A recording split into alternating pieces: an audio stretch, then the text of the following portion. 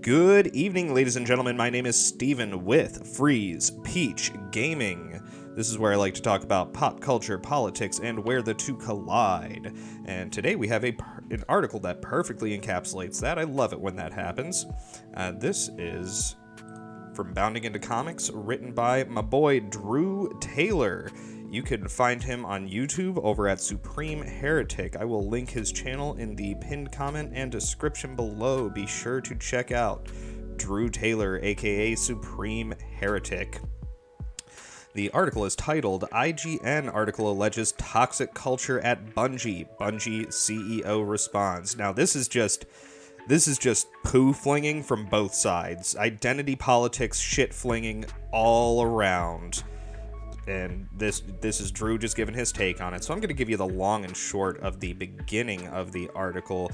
Essentially, this one woman who works at IGN wrote an article where she had allegedly interviewed 26 different people who worked at Bungie and is saying that there is a toxic workplace culture there, including much problematic behavior.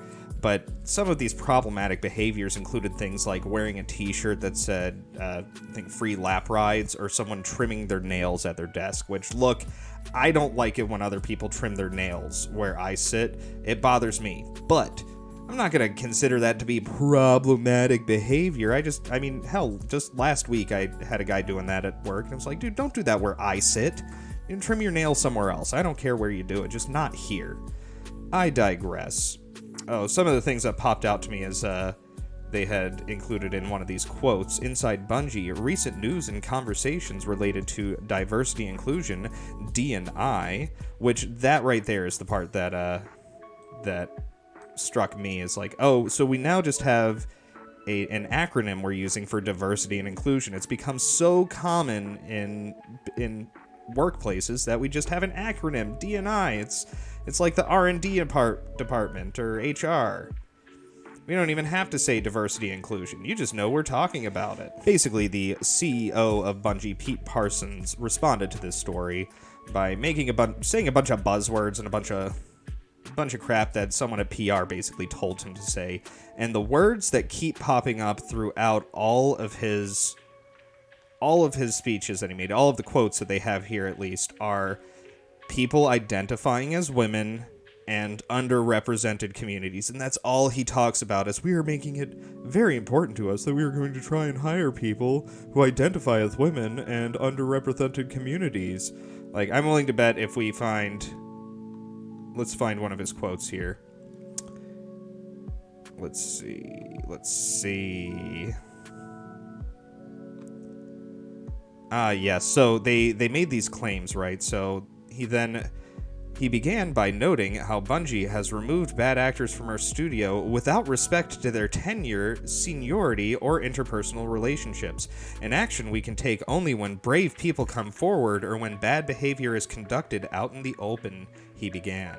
We have not always been transparent about what led to their removal or as swift as the action should have been, but we will not tolerate toxic behavior from anyone. Being a rock star is no excuse, no matter how celebrated someone's track record is. Look, they're going out and they're going to start hanging people. This is going to be witch hunts going on, and they're going to just hang people out to dry. That's all he's doing, is saying, oh yeah, we found fall guys and we threw them out to dry.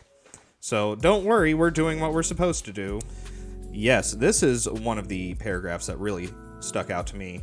This is another quote from Parsons.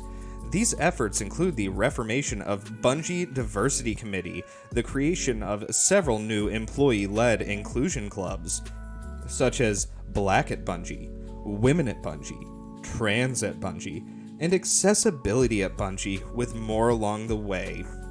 See, what's so important about this is that it perfectly encapsulates, I know I like using that term, perfectly encapsulates, but it really does, the intersectionality that they do. This has been the long driving force of leftist politics, is intersectionality and identity politics. So they want everyone to group themselves together into smaller identifying groups based upon whatever sort of identifying marks they want to have. Black, woman, trans, accessibility, which means disabled. And they want all of these people to then be grouped apart, but then interconnected by having different microaggressions that are similar, having similar experiences, because they're all underrepresented, or because they're all marginalized. They are all connected through intersectionality, and Bungie is just inviting this to come in, and I don't think they realize just how bad it's going to be on their company as a whole. Nothing that they're doing here actually leads toward creating a better product, which should be the company's bottom line. It should be creating a better product. Now, I'm not saying you should support actual bad behavior. Say there was somebody at the company who was trying to Weinstein some women. Yes, that should be exposed, that should be removed. But we're talking about things as simple as trimming fingernails or wearing a shirt that's considered problematic. This is another quote from Parsons, the CEO at Bungie. In 2021, 31% and 23% of our total hires are employees who identify as women and people from underrepresented communities, respectively, the CEO noted.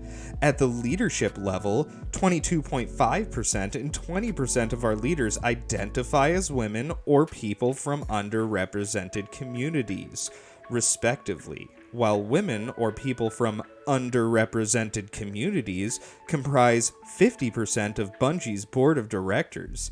In addition, 40% of Bungie's executive team are women or people from underrepresented communities. What did he say that like 5 times in a single paragraph? That was one quote.